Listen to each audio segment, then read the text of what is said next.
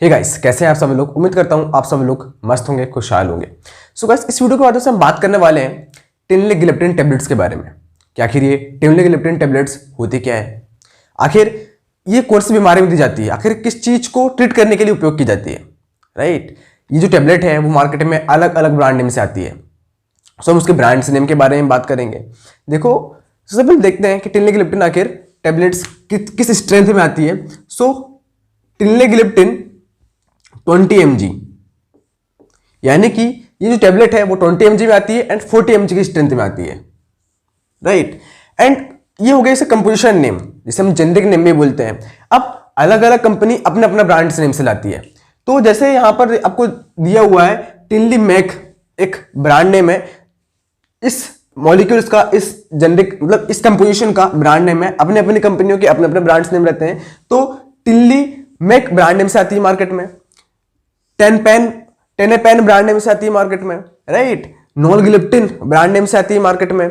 इसके साथ ही जाइटेन brand name से आती है मार्केट में। और भी ऐसे ब्रांड्स नेम है।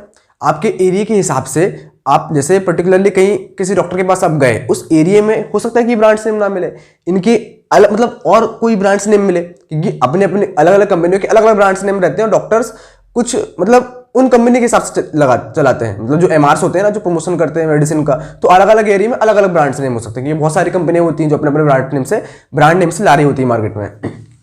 लेकिन इसमें जो कंपोजिशन नेम है टिनलिग्लिप्टिन, वो एक ही है। ब्रांड्स नेम अलग अलग हो सकते हैं। अब बात करते हैं कि आखिर इसका यूज क्या है। So teneligliptin is use to reduce high blood sugar level, यानी किसी पेशेंट में मतलब ब्लड में शुगर जो होता है वो ज्यादा हो जाता है, मतलब high blood sugar level.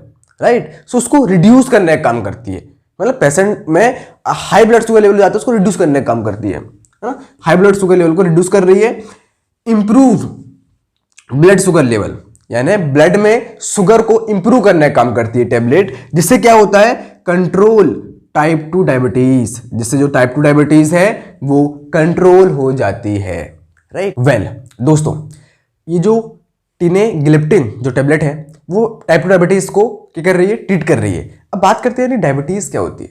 Right, सो जो डायबिटीज है, ब्लड में शुगर लेवल का बढ़ जाना, मतलब हमारा जो ब्लड होता है उसमें शुगर लेवल बढ़ जाता है, इसी को हम डायबिटीज कहते हैं।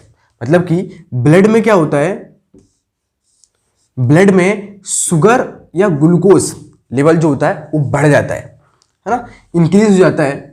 तो इसे डायबिटीज हो रही है। तो क्या हो रहा है, जब जो इंसुलिन है, इंसुलिन का सिक्रेशन पेनक्रियास, हमारा जो पेनक्रियास है उसकी बीटा सेल्स, पेनक्रियास की बीटा सेल्स द्वारा प्रॉपर तरीके से नहीं हो पाता है। तो क्या होता है, ब्लड में अवेलेबल जो शुगर होता है यह सेल्स तक नहीं पहुंच पाता। राइट, तो क्या हो रहा है, इसका डिस्ट्रीब्यूशन भी नहीं हो पा रहा है, डिस्ट्रीब्यूट भी नहीं हो पाता। सो ब्लड में जो ग्लूकोज लेवल है वो बढ़ जाता है, इसी को हम डायबिटीज कहते हैं। राइट, यानी कि ब्लड में शुगर व ग्लूकोज लेवल का बढ़ जाना, डायबिटीज। जब इंसुलिन का सिक्रेशन हमारे पेनक्रियास की बीटा सेल द्वारा प्रॉपर तरीके से नहीं हो पाता, तो ब्लड में अवेलेबल शुगर ये सेल्स तक नहीं पहुंच पाता है एंड डिस्ट्रीब्यूट नहीं हो पाता है। सो क्या होता है, ब्लड में ग्लूकोज लेवल बढ़ जाता है। ब्लड में ग्लूकोज लेवल का बढ़ जाना, it's called as diabetes. Right, diabetes हो जाती है पेशेंट को।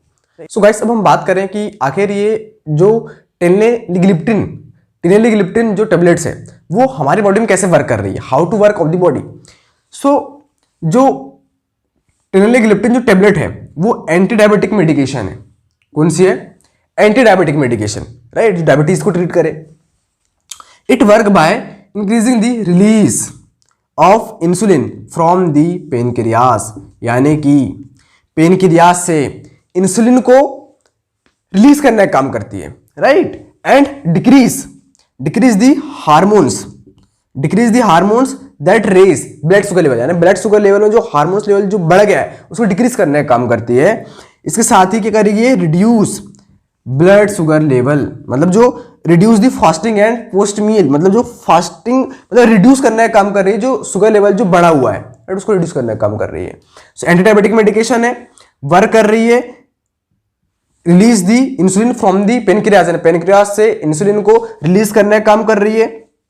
And decrease the hormones level, जो ब्लड शुगर लेवल में जो बढ़ा हुआ है हार्मोन्स लेवल को डिक्रीज करने का काम कर रही है। This reduce the blood sugar level को रिड्यूस करने का काम कर रही है। वेल दोस्तों, टिनलेगिलेप्टिन टैबलेट्स के आखिर क्या साइड इफेक्ट देखने को मिलेंगे और इसके डोज क्या है उसके बारे में बात करते हैं।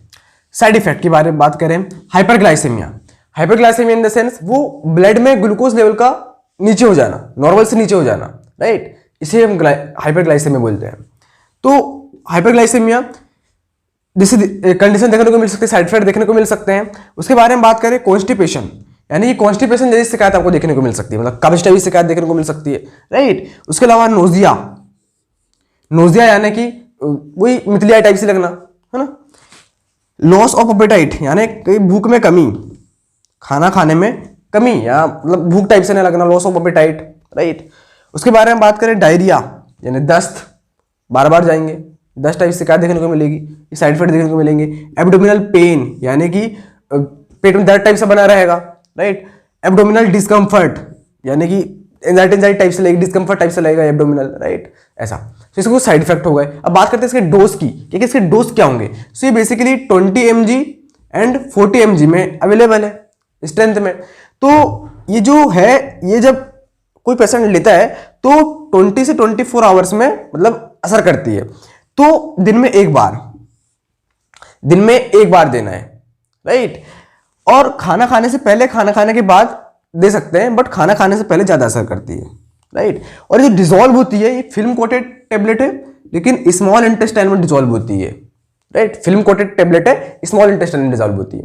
इससे कुछ साइड इफेक्ट हो गए, कुछ डोज हो गए। अब बात करते हैं इसके वार्निंग्स की, है ना, कॉन्ट्राइंडिकेशन की, कौन कौन सी वार्निंग रखनी चाहिए, कौन से पेशेंट है जिसको ये टेबलेट नहीं लेनी चाहिए। दोस्तों अब हम बात करें इसके कि वार्निंग्स, आखिर कौन सी वार्निंग्स रखनी चाहिए, किन पेशेंटों को ये गिलिप्टिन ग्रुप की टेबलेट्स नहीं लेनी चाहिए, राइट। जो टेनेलिगिलिप्टिन जो टेबलेट है, किन पेशेंट को नहीं लेनी चाहिए। सो हम बात करें वार्निंग्स की, गिलिप्टिन ग्रुप जो है, यानी कि जो जितने भी गिलिप्टिन ग्रुप से एलर्जिक पेशेंट हैं उनको इस मेडिसिन को लेने से अवॉइड करना चाहिए, राइट। उनको ये मेडिसिन नहीं लेनी चाहिए। हार्ट फेलियर यानी जो पेशेंट हार्ट फेलियर वाले हैं, सो उन पेशेंटों को अपने डॉक्टर को बताना है और ये वाली मेडिसिन लेने से अवॉइड करनी चाहिए, जो गिलिप्टिन ग्रुप की जो मेडिसिन है, राइट, जो टेनेलिगिलिप्टिन जो टेबलेट्स है, राइट। लीवर डिसीज, किसी पेशेंट को लीवर डिसीज है, सो इस कंडीशन में उस पेशेंट को इस मेडिसिन को लेने से अवॉइड करना चाहिए, है ना। और चिल्ड्रन, छोटे बच्चे हैं, उन बच्चों को, मतलब छोटे बच्चों को, चिल्ड्रन को ये मेडिसिन नहीं देनी चाहिए, राइट। सो ये कुछ इसकी वार्निंग्स होगी, इन वार्निंग्स को ध्यान में रखना है। सो दोस्तों आई होप आपको वीडियो पसंद आई हो, तो प्लीज गाइस इस चैनल को सब्सक्राइब करना है यार, ऑल नोटिफिकेशन की बेल आइकन को क्लिक कर देना, ताकि इसी तरह की इंफॉर्मेटिव वीडियो अब तक पहुंचती रहे। सो मिलते हैं नेक्स्ट वीडियो में इसी तरह की अच्छी वीडियो के साथ। सो तब तक के लिए जय हिंद, वंदे मातरम दोस्तों, बहुत बहुत धन्यवाद।